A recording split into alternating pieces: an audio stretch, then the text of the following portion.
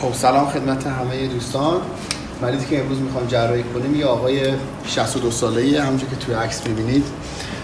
متاستاز در واقع منشأ متاستاز مشخص نیست، به مهره T2 می‌بینید فشار کاملا روی نخاع هستش و دچار شکستگی مهره T2 شکستگی پاتولوژیک داره و مهره T1 دچار کایفوس شده و فشار داره میره روی نخاع.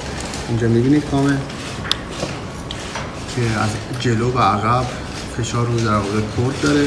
مریض علائم پاراپارزی و ضعف اندام تحتانی مراجعه کرده که خط آزیالش هم اینجاست. این تومور این نخاعی که داره فشار میره روی نخاع و به سمت راست نخاع رو هل داده. ما تو 3 تا مهره بالا یعنی مهره 36, 37 و T1 پلاتین میزنیم، به اضافه 3 تا مهره پایین یعنی T3, T4 و T5 و این قوس رو اصلاح میکنیم و در واقع بادی این مهره رو، جسم این مهره که تومورال شده اینم برمی‌داریم و یک کیج میزنیم به جاش که بعداً جوش بخوره و فشار رو نخاع برداشته بشه. مرسی.